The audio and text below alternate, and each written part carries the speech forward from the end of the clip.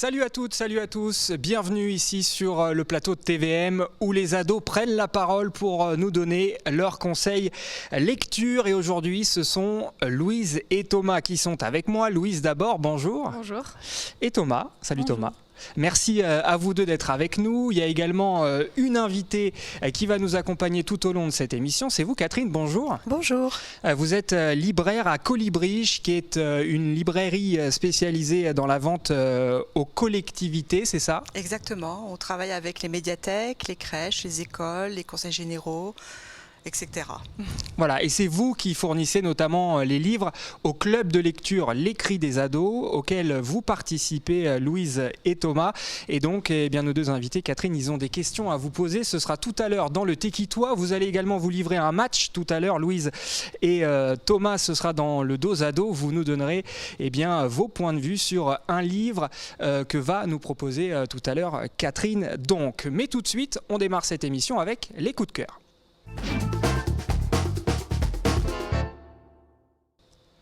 Allez, je me tourne vers toi d'abord, Louise. Tu vas nous parler de quel livre ?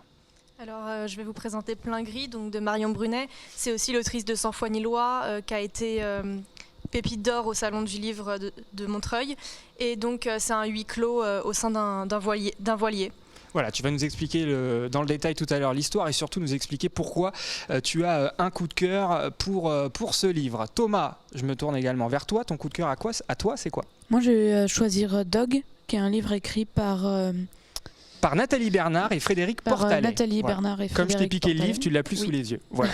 Ça raconte quoi ce livre ? Ça raconte l'histoire de Valérie, qui est policière au Canada et qui reprend du service en fait, elle est spécialisée dans les enlèvements d'enfants et elle va reprendre du service, mais il y a une affaire vieille de 30 ans qui va revenir vers elle et qui va la perturber parce que c'est une affaire très personnelle pour elle.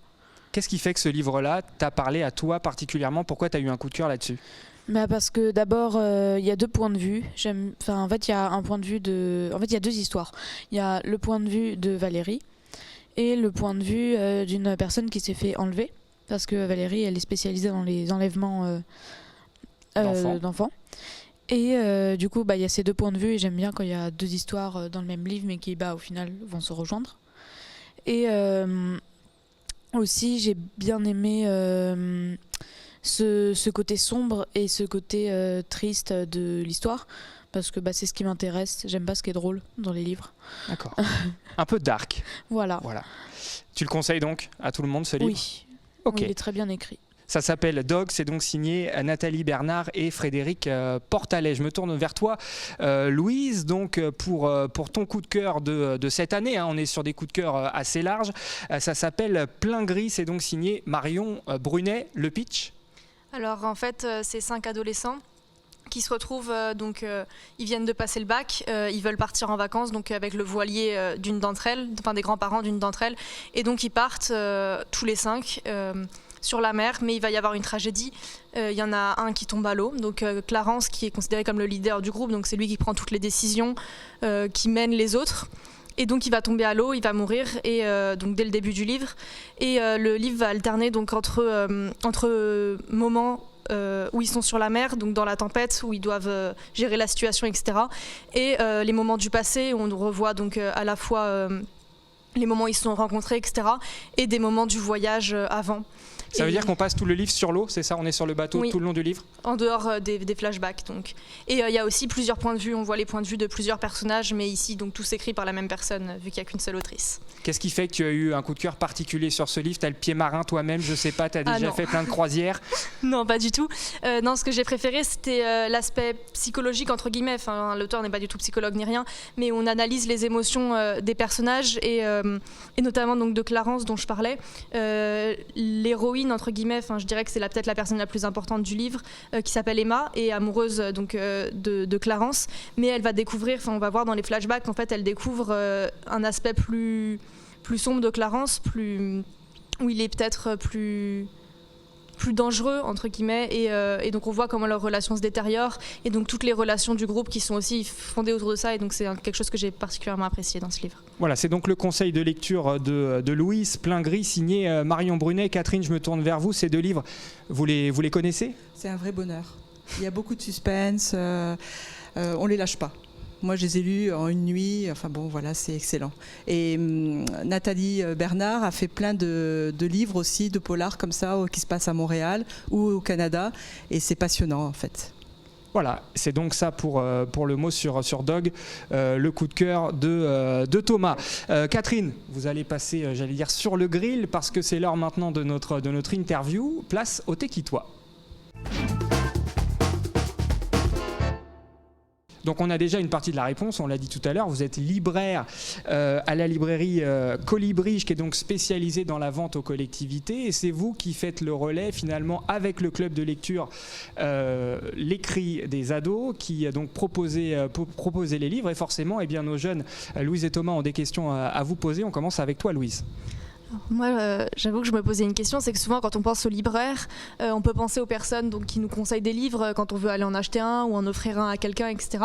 Et au final, j'avoue que je ne savais même pas personnellement qu'il y avait des bibliothèques spécialisées pour venir aux grandes surfaces, ce qui paraît logique maintenant, mais j'y avais pas vraiment pensé. Et donc, comment est-ce que vous êtes dirigé plutôt vers ce type de librairie Alors écoute, c'est vraiment une histoire depuis longtemps, parce que j'étais libraire en librairie traditionnelle où on reçoit le public.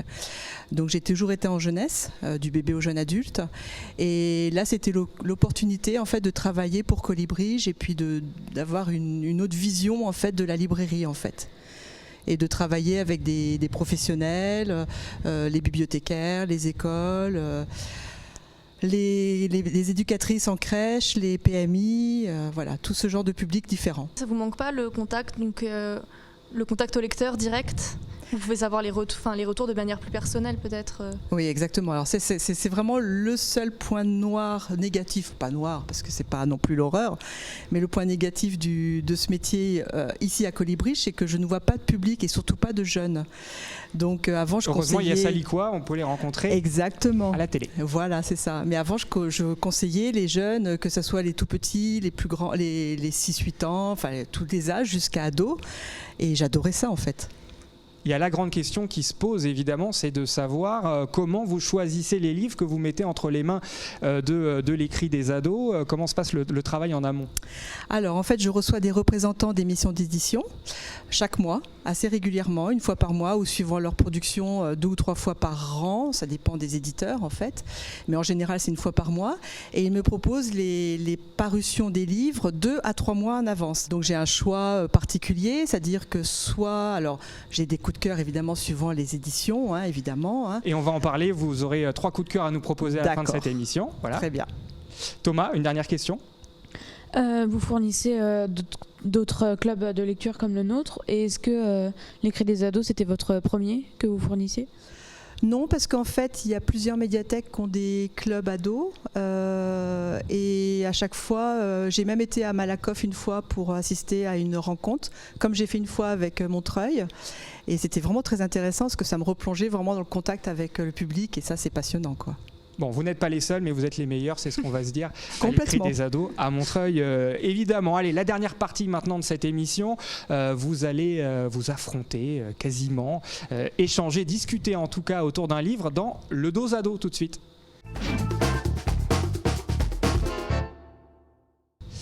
Et le livre du match va nous être proposé par notre invitée Catherine.